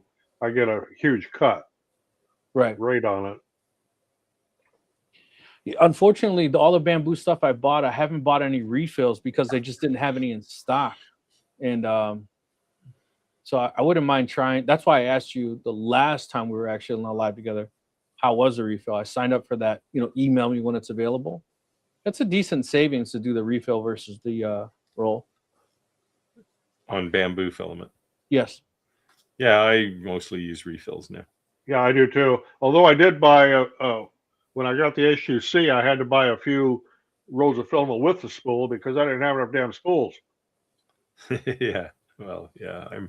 I got a box of 18 rolls of filament from bamboo. They were almost all refills. The ones that weren't were because they didn't have, it wasn't available as a refill. Yeah. Yep. So if you don't mind me asking, Roger, for the HTC with the AMS Pro, what are you out the door with without material? What was that? What's your out the door cost for the HTC Pro with the AMS Pro? Well, with what I bought two AMS2 Pros, two HTs, the HTC with all the extra bells and whistles and goodies and hot ends, and then I bought some filament with it too. It was $3,200. Okay, so I bought about the same as you, and I'm about $2,000 more. So, yeah. Yeah, the H2D came down in price actually when they released the H2C. Yeah. H2C is roughly the same price as the H2D was when I bought mine. And now the H2D is, I don't know, $400 or $500 cheaper. Yeah, I bought 2 extra heads, a bunch of filament because I had nothing, obviously. And I bought all on rolls because they really didn't have any of the colors I wanted on refills. And I had no refills to use. Yeah. But I think the H2C is around $3,100 Canadian, which is like, $20 US, right? Chris said, put up detour signs away from Hobby Lobby so they can't get it before it goes out of stock. I'm telling you, like, I didn't realize so many people 3D printed in my area until I found my town's Facebook group. Like, somebody take a picture of the literally the shelf and they're like, it's in stock. And then like 15, 20 minutes later, somebody go, damn, post another picture, they're gone. And there was like 100 of them. You know what I mean? Like, either someone's just buying it all or there's a lot of people buying it. But see the H2C here, the H2C AMS combo is $3,150 Canadian. It's not bad. Which is, I don't know, $2,500 US.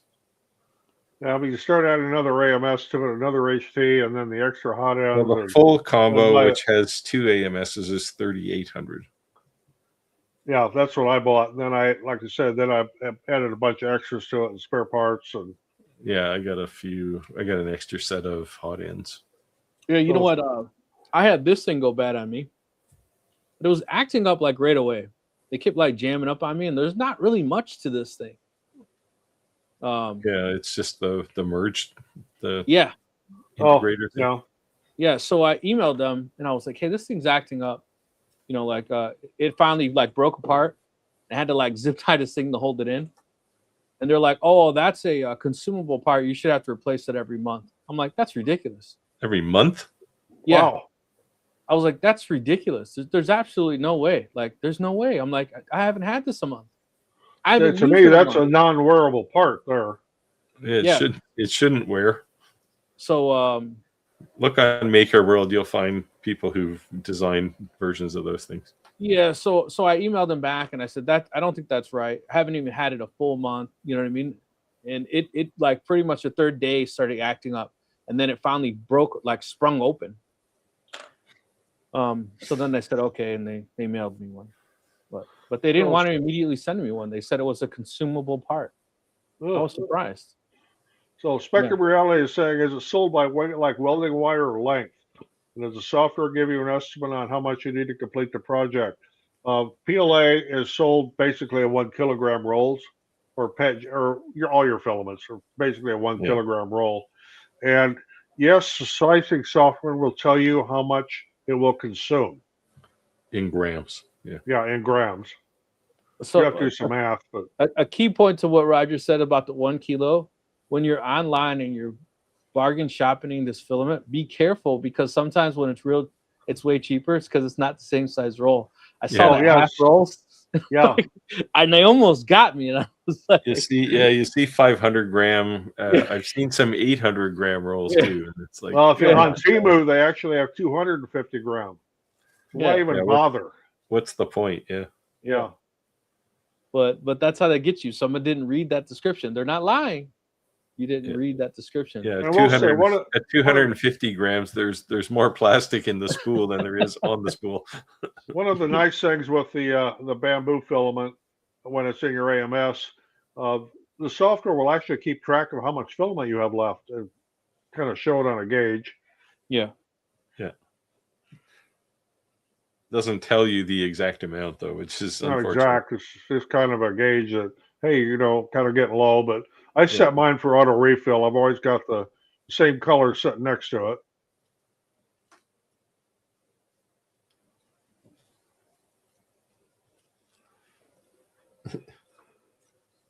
Yeah, it says the H2S is sold out right now. Yeah, I'm not surprised. Because the price of that dropped too, right? Recently. I think they're still recovering from Black Friday. Like everything. I went into the bamboo store after Black Friday, and everything was sold out. All the lasers, all the filament, half the spare parts, everything was sold. So the H2C is the new one, right? That's the one where they're advertising with all the multiple heads. Now, from a print quality perspective, I think the H2D is actually slightly better print quality. I don't have that one to compare it to, but the H2C, I have no complaints with what comes out of there. Oh no, it's fine. But if you print the same thing on both printers, you can see the differences. It's subtle, but the H2D definitely looks better. But Chris is saying almost bought some 250 gram rolls, price just under the 1 kilogram price. Yeah, there's a trap out there for that. It's also on Amazon. You got to watch that. There's names for people that price things like that. Yeah. It's like the guy who went viral online for buying a DeWalt picture. On Temu, he bought a DeWalt drill and they mailed him the picture. Yeah. It's like $99. That's an eBay scam all the time too. Oh man, you know what? Yeah, I had some people asking me recently, and it's because I say this all the time: should you buy stateside or should you buy direct manufacturer? And I'm going to say this, like, just being really honest, because we obviously have sponsors, but the reason you pay more for a rebranded anything is for the support. That's really the only reason you pay for it, right? And I'm not just saying that a manufacturer wouldn't support you, but you're not going to have a Monday through Friday, 8 to 5, 800 number you can call. They're 13-hour difference. You're going to jump through some hoops to get support. Not saying they won't, but that's the difference. But when you're buying overseas, be careful and make sure you're actually buying it from the manufacturer. If Canada was the only place who had a Walmart, there'd be a whole lot of people walking to Walmart and selling things, right? So be a whole lot more suicides. Right. So that's how China is. Like, there's a whole lot of people who are selling things because the factory's right there. They can walk in and buy it and sell it. So just make sure they're a legitimate brand. I've gotten robbed. So I got robbed for a printer. That really put a hurting on me. And I got robbed for ink before, so just be careful. I'm, really speaking, and the company who robbed me for the ink, they're a very reputable brand. So, I wouldn't say reputable. I'd say well-known. But yeah, crazy.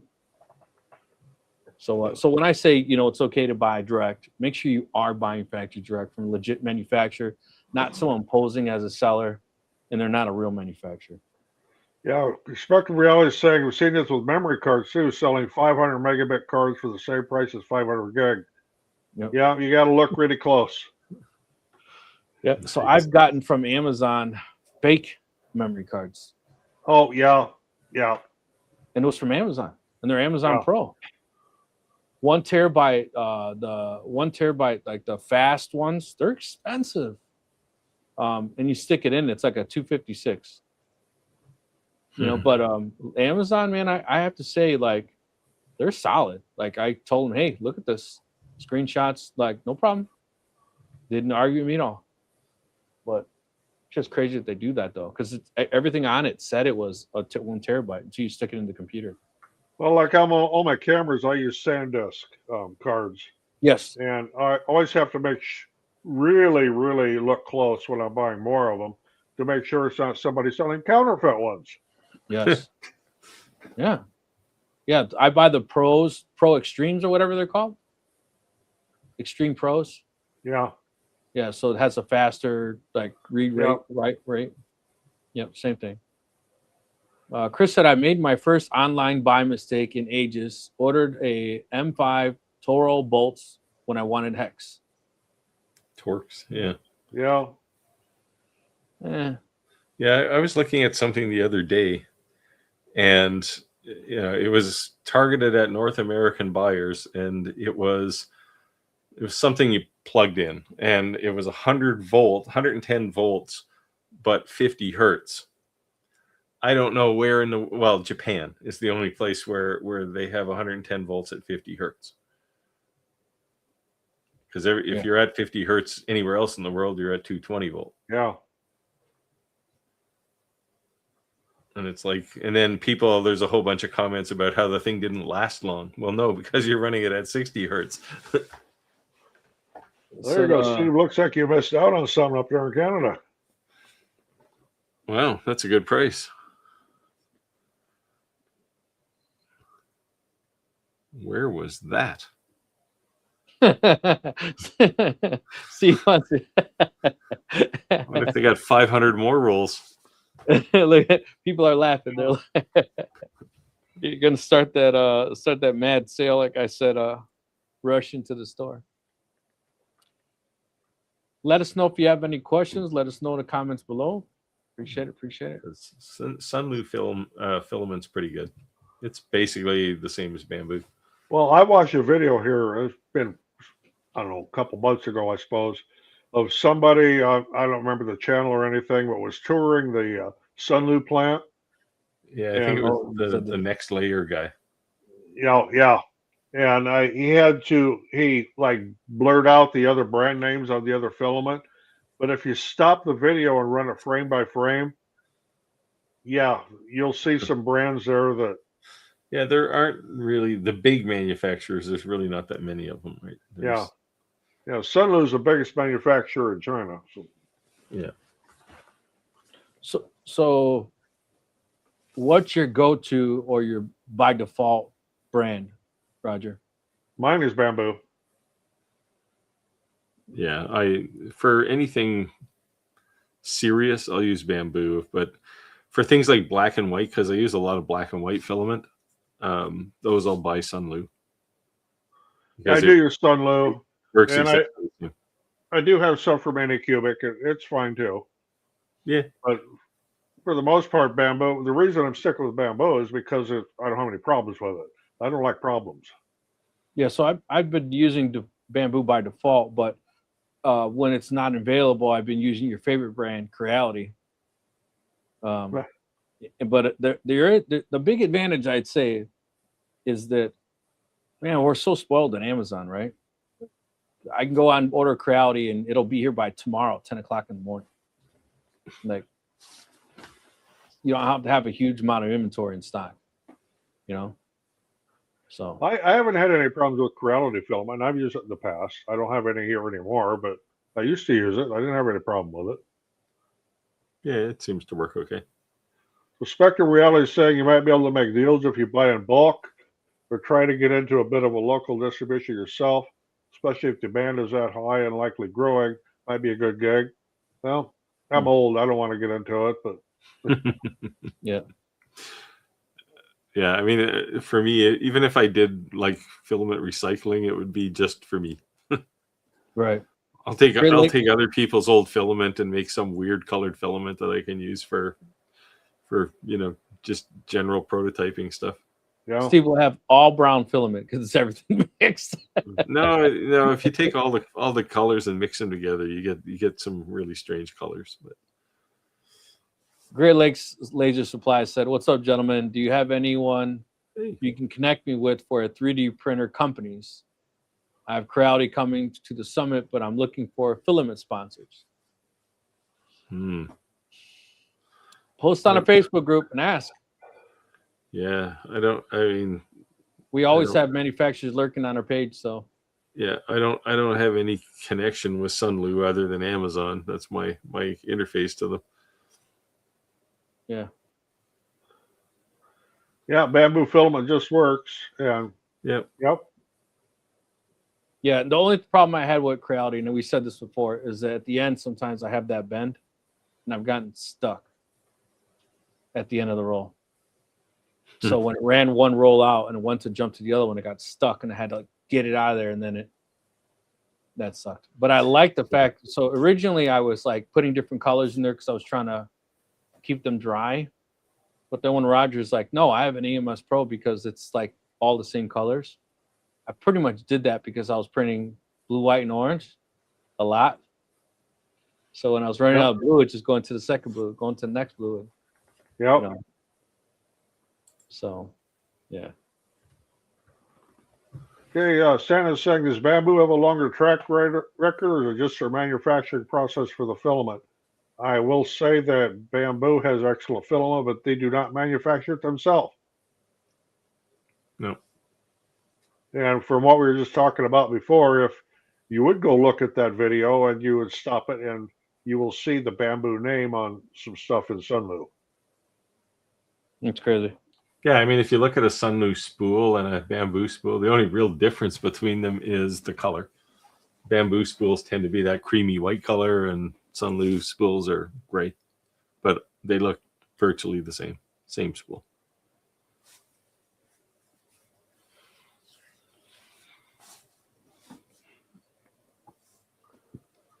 You want to take this, Steve, since you mentioned the recycle? Spectrum of Reality says making an extrusion machine and making your own recycled filament might be feasible as well. I don't know, because you can buy an awful lot of filament for the price of a filament extrusion machine.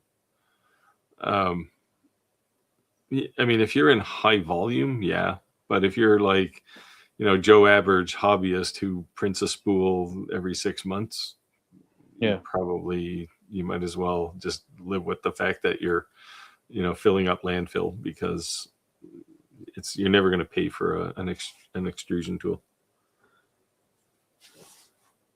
But, if you're like to hug trees like I do, then, maybe it's worth it.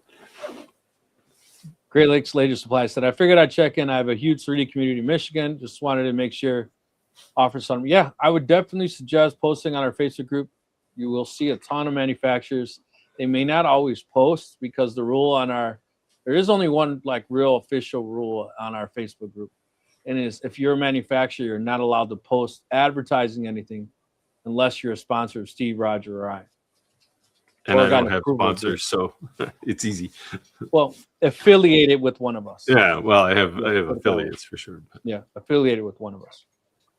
Or got the blessings beforehand. So they're lurking. They're there. Trust me. Post it. So plastic waste is ubiquitous after all. Well, somewhat. It could be, yeah. Save the turtle. Now, if you did have a filament recycling, like a desktop filament recycler where you could shred plastic, you could take things like water bottles and you could shred those and turn them into PET anyway.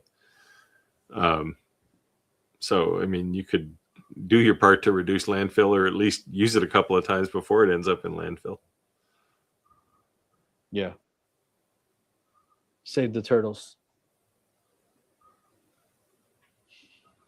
but where I live, our recycling program, they have this big index search engine thing, and you can say like PLA, and it'll tell you, oh, PLA for 3D printers, throw it in the garbage. It's Really? like, what? You don't recycle it? So Yeah, it breaks down. It's made out of corn. well, yeah, but same thing with PETG or ABS. If it's specifically filament based, they tell you to toss it. And it drives me crazy. Well, hence why you're going to become the recycle filament I'll guy. make my own filament if I have a machine. I'm not gonna do the DIY filament tool. Like, I've watched some videos of that of guys that have done that. Yeah. No, I ain't doing that. The shredder with the water bottle and then the melted. I've seen that. Yeah. I mean, if I can take a bunch of broken filament and throw it into a hopper and push a button and get a roll of filament out the other end, then I'm fine. But if it's work, I'm not gonna do it. Yeah. Well, it's time too, right? Like, it's just like if you have to sit there and do something, it's chewing up time. Yeah, I think that's where the 3D printer is definitely a lazy man way to make money. And I say that because you don't need to babysit it. It just kind of does its thing. With the right printer, yeah. Yes. You know, a laser, you should be in the same room. CNC, you're probably going to be in the same room. Yeah, you generally don't have to worry about a printer burning your house down. You used to. Yeah.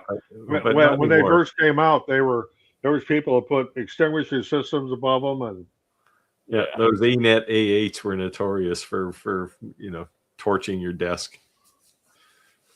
Chris said, if I recycle plastic bottles, I would lose money. We have a 10-cent refund on drink containers. Increased recycle. Yeah. In environmentally responsible countries, then it's probably not worth recycling it. So I was in Mexico and I bought a case of beer. And I went to leave the store and the lady came screaming and yelling at me. And I says, why are you yelling at me? And she says, there's a 25-cent deposit on the bottle. I thought you were going to drink outside. I said, a case of beer? She said, well, there's 3 guys out there. I thought you were with them. I said, no. So she's yelling, 5 cents a bottle. So I just gave her $1. I'm like, here's $1. She's like, oh, okay. And I left. But they're very, they're reusing those bottles. So nothing. You didn't look at her strange and say no comprende. I was gonna get hit. She was very aggressive. It was like that grandma you don't mess with. I was just like, whoa, okay, I'm sorry. William Furlow said, good evening, gents. Checking late tonight. Well, we're here. Better late than never, Let us know if you have questions. Yeah, we still got some time. Yeah, we're open for comments here and suggestions or etc. So Steve, you've seen, or the audience have seen, Roger and I's not always so clean workspace. Are you ever going to show us your shop? Oh, you see bits and pieces of my shop in videos. And my shop is generally pretty clean. Okay. I'm running out of space, but it's right now it's actually a little chaotic because I got quite a few cardboard boxes from 2 big 3D printers plus now this alien cell box. This thing is a massive machine for a diode laser. Like it's a 2-person carry. So you still want that 8x4 laser? I still have a. Oh no, I don't want that thing. That's too big. I know. I'd have to put it on pulleys and hang it from the ceiling. Yeah. No, I think that laser is so cool, but it's definitely. Yeah, but it's such a single use thing. Like if you cut coasters with that thing, it's just not worth it. Now, if you were cutting like 1,000 coasters, it might be worthwhile. But Roger, I mean, you might be officially the coaster king if you had an 8x4 laser. Oh no. My Ray 5, I expanded to 800 millimeter square, which is basically a 4-foot square sheet of. Hey, speaking of the Ray 5, did Longer reach out to you and talk about the Ray 5? They have a new Ray 5 coming out. It's kind of small, but it's not the mini. Oh, I got some kind of email. I didn't even.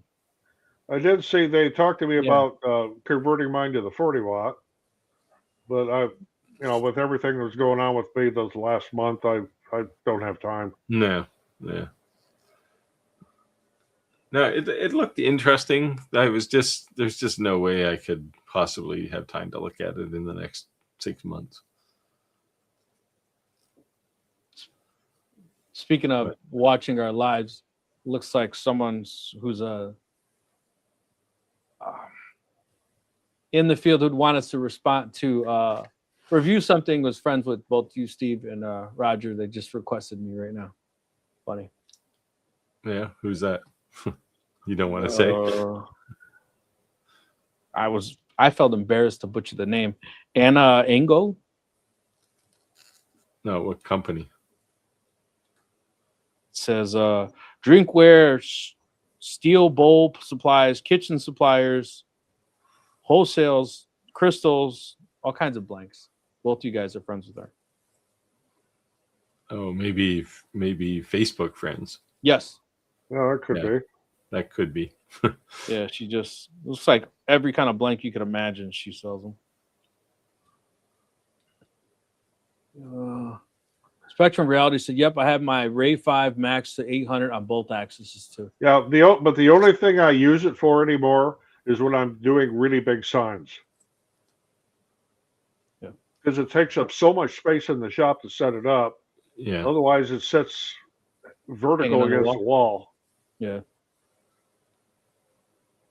Okay, dad joke for the chemistry people out there, since I was talking about me drinking dihydrogen monoxide tonight. What did the chemist say when he mixed oxygen and magnesium? OMG. If you're familiar with periodic table of the elements, you'll get it. Radu's hot tonight. Nerd convention. All right. You want to take this, Roger? Okay, if I use a 0.6 nozzle instead of a 0.4 on the model for Maker World, does the slicer recalculate the output, or do I manually have to do it? Slicer will no, I got to get into what slicer you're using, but if you're using Orca or Bamboo or one of the clones, it will take care of that for you. Yeah. Now, that doesn't mean the print will come out well, because it may be designed for speed, right? It'll be faster. Yeah, but it's going to look faster, but it won't look as nice. Well, yeah, but it's for some things you don't care what it's not like fine detail, right? Like if you're printing a cylinder, you don't care how thick it is because it's just a cylinder. I'll use a 0.6 if I'm doing prototypes because it's so much faster. Yeah, but you won't get all the detail necessarily. I was watching all these people on YouTube printing what 0.2s. Yeah. Oh, man, what it's just. I printed this keycap with a 0.2. 3D printers are slow as it is. I can't imagine making it any slower. Well, if you want something that looks injection molded, 0.2 is the way to go. Yeah. It just takes longer. Yeah. But it's a 3D printer. You're already buying into the fact, especially with a Bamboo, you're buying into the fact that it's going to take 15 minutes before it lays down the first piece of filament. Well, but as Roger says, it's built into the time. It tells you. Right? It is. But it's like, every once in a while, I want to make sure that the thing is starting to print well before I just turn my back on it. Having given you missed the conversation last week about the giant knob of plastic that I had. I want to make sure that it's going to lay down the first layer. And it's like, come on, just print. And it's like, I got to go for a coffee. It's like, yes. Wait for a little second. Ask Clax, I'll ask you guys, for the Bamboo A1, would you recommend the AMS Lite or the AMS 2 Pro? I have the AMS Lite on both of mine, mainly because I could top mount them on top of the printer, because I don't have a whole lot of real estate down here to be having AMS sitting all over us. If they can't sit on top of the printer, then we have a problem. See, my first question would be, well, what did Clack say? Want to contradict the Clack? I have AMS. I complete ignorance because I don't have an A1. Yeah. But I do like the AMS2 Pros. I have 4 of them now. Yeah, I have 2 of them. But I guess I get what Roger's saying. Real estate would trump any other decision, right? Yeah, this space is a big thing for me. Yeah. Yep. Yeah, Santa's laser engraver. He says he has a dad joke book in front of him today. So.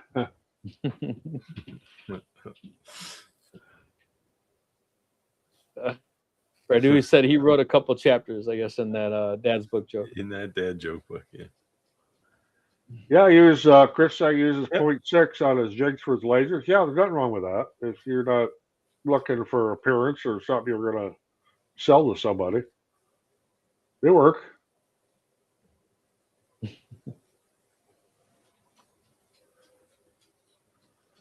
Okay, do I have any idea how much time is saving the 0.6 over the 0.4? The time saving is not linear. I will say it's a little quicker, but it's not a linear, percentage. Yeah. Even with the 0.6, you can go to bigger layer heights too, right? It's because normally with a 0.4, your layer heights are usually smaller than that. Yeah. Like 0.2 or 0.15. So with a 0.6, you could go with a 0.6 layer height and squirt down a big pile of resin or filament. It'll be a lot faster. Yeah. Like more than the basic math of 20% there. Yeah, so Clark said he likes a compact top mount. I will, if I get my camera to go the right direction here. Yes, the shop's a mess. There's a top mount on the AMS light. And I've got, I got the cover off one of them right now because I'm working on that printer. But the other one, I have enclosures I put on them with desiccant in them to keep the filament dry. It works fantastic. So what's crazy is that we were talking about once you get a 3D printer, not just making something for someone else, the amount of things you can make for yourself. My own list has been like growing, but I keep printing for everyone else. And I'm like, there's so much cool things I want to print for myself. So that's at some point, my AMS Pros won't just be laying there on the table over there. It'll actually be on a shelf. Well, I added humidity indicators if I get this. Whoops, right there. I don't know if it'll zoom in and focus on it. It's pretty far away. Oh, and you got the digital readout displays. Nice. Yeah. So I got to change the desiccant in those. It's running a 24 and 26% right now, so they're due to be changed. Yeah. Did you print some dry pods for your AMS, Rick? Yes. Well, I did for mine. I have not yet. Oh, I wanted to do the ones that go in the front. Yeah, that's in the back, as well as the one that slides into the reel. Yeah, I don't have the ones inside the spools because I change spools so often. It's a pain. Yeah. But like I said, that's on that list of I want to print for myself things. Yeah, just start one overnight. Yeah. Unfortunately, my printer's been running pretty much. It's not running right now because I got to clean that plate. But it's been running nonstop. Yeah, print. If you print those dry pods, print them with PETG. Well, you're going to print them with PETG anyway, probably. Right. Yeah. Just because they get hot, right? So. Right. Yeah. Radu said lighter pro. It's also dependent on how much you have you have to monitor humidity. Yeah, I mean, if you live in the desert, you probably don't care. But I live in a place where the humidity fluctuates over the year from 30 to 100, and it's 100 a lot of the time. So. Yeah. So when I was asking you guys, what are you keeping your filaments at? And for the most part, when I first asked you that question, most of all the filament was right out of a box right into the AMS Pro. And I was at like 23 to 30. And I remember when you said I got down to 0. So yeah, I ran that bad boy 12 in the AMS in the AMSs, both of them on my H2C, they're both 0. Yeah, so right I got it down to 0. But I know that if I put those, inside of it, it'd probably definitely help that as well. Yeah, well, that's how I get them to 0. Because if you just use the little desiccant bags that come with the AMS Pro 2 Pro, Yeah. you'll maybe get it down to, if you get it down to 10%, you're lucky. Yeah. Well, my humidifier indicators only go down to 10%, but I know that I'm looking at all my AMSs here, and every one of them is reading 10. They won't go any less. Well, my ambient down here is 22 right there on that one. Jeez. That's like the desert already. Well, it's wintertime here. It's Yeah, just but really you dry. have, you don't have the original AMSs don't have a readout, the humidity measurement. Oh, these are the built in, right? original AMSs up here, AMS ones or Yeah, whatever. see, in a 2 Pro, you've got I've got it readout on the display. Yes. On the front display. So yeah, I have the little $2 thermometer hydrometer things as well in my dry pods, but they only go down to 10%. Yeah, that's what we're looking for. Is But that's hydrometer. the first indicator that I should consider drying out the desiccant. So is anyone aware of anyone that would actually go lower than that, or that's pretty much standard? Well, the one the one that's built into the AMS 2 Pro will go down to 0. I don't have a digital display on the AMS Pro. No, it's on your, like, if you go to your in the menu here, it'll tell you when you look at the AMSs. I'm talking about that little No, don't. Yeah, no, that all of those things I think are made by the same guy. They all go down. They only go down to 10%. But that's what I was asking. Yeah. You want to take this one, Roger? So J. Michael saying, is FreeCAD a good 3D CAD to learn, or is there a better free one? I have played with FreeCAD some. I'm not an expert at it by any means. Yeah, it has a learning curve. I started out when I was in the trades, I used AutoCAD, but I use AutoCAD electrical. I mean, I could do ladder diagrams and electrical drawings all day long, but not any 3D modeling in AutoCAD. Yeah, so I thought for sure you'd throw your Tinkercad in there. That's I do use Tinkercad. Tinkercad is a good free one if you're just learning, and you can do a lot of things in Tinkercad. And it's made for kids, basically, but it's for first timers. It's not. I wouldn't say kids, but FreeCAD is. I mean, once you conquer the learning curve, it's perfect for doing CNC or 3D printing. They rolled over to version 1 in 2025 after about 10 years being in beta. Talk about a beta cycle. And part of that rollover was they improved some of the usability, so it got a lot better. And there are some good tutorial channels on it. So I tried using Tinkercad because Roger was always recommending it. And all I was trying to do was just add these. That's it. And it said the file I was importing was too big and it wouldn't import it. And I was like, yeah, I mean it's obviously a limited tool, but I know, but I thought all I'm doing is adding circles. It wouldn't, you know what I mean? Well, you can install the free version of Fusion. Yeah. I mean, it does pretty much everything. It just limits you on the number of projects you can have open at any one time. It works okay. I mean, and again, there's lots of good tutorials on that as well. I paid someone on $5 or $8 and they did it for me. I add these two things, blah blah blah, and I had it in 2 minutes. Yeah, no kidding. So I was like, I say, Roger, you got time? He said, I'm at a bar. I'm like, what the hell? I need to do this. Went on Fiverr, and someone got it to me. They were from India or whatever. He's like, what printer do you have? I said, yeah. He said, do you have AMS Pros? Yeah. What kind of film are you using? I was like, damn, this dude knew what he was talking about. He had it out right away. Mm-hmm. So a good point to that is I think there's definitely, we talk about lasers and CNCs, 3D printers. There's definitely a valid point of learning how to edit and create your own files. But that's another skill set in itself. So just to get on the ground and running, start making some money, start paying some of that debt down. There's nothing wrong with buying files. And I just said I cheated. I went on Fiverr. It cost $5 to have somebody do something. There's a whole lot of reputable people that can assist you in doing that if you need help. Yeah. You could have asked me. I would have charged you $20, but